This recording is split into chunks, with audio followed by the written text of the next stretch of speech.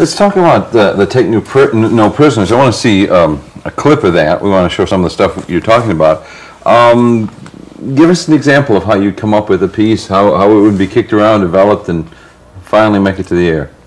Well, we blatantly steal. You know, we don't we don't deny. We yeah, that's the ticket. Yeah. We draw influences from everywhere, and we're not trying to come out in the air and say that, you know, we were the originator of this, the originator of that. We're, you know, totally original. You know, we don't try to fool people at all. We use top 10 lists from David Letterman. You know, only we rechange, but we got the idea from Letterman.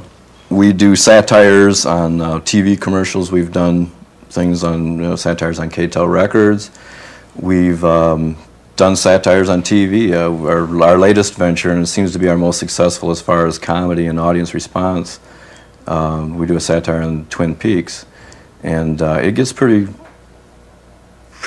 stupid, pretty insane, pretty funny.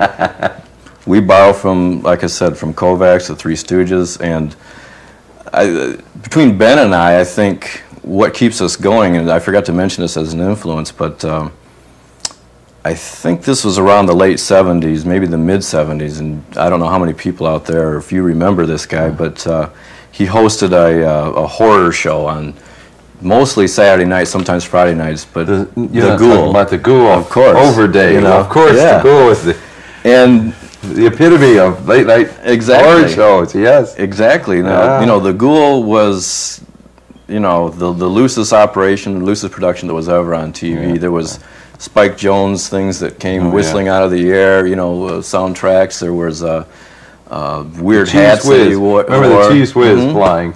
People would send him weird hats. There was things he blew up with M80s. He had a frog that he constantly abused, Froggy.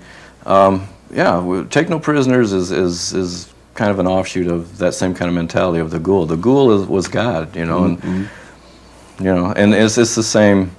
Whatever happens, happens. You'll see microphones once in a while stick into the scene. You'll see people will blow their lines, and but you know, it's all just fun. Let's take a look at it. Let's see a little piece now from Take No Prisoners with Jerry Humphrey and Ben Hamper and whoever else happens to be along for the ride. Yeah. Pa, I've been searching for you all day. Aunt B cooked up some coconut cream pies and she wants you to come home right away. Who is this little grunt? Oh, listen, Opie. The Andy Griffith Show is taping on the next lot. This is Twin Peaks. Now, I want you to go find Pa and Barney Fife over there about a half a mile. Now, scram. So what do I do with these pies? Oh, okay. Yeah.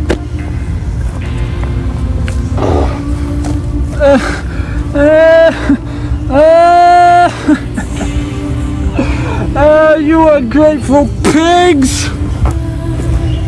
Whatever you do, don't give Goober my home phone number. Do you at any time ever feel suicidal? Only when I look at the bill from the funeral home.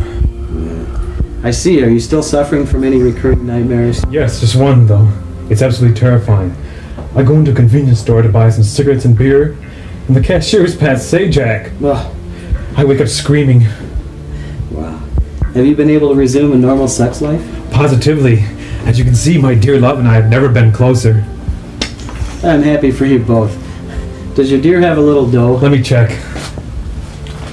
Yes, she has $4.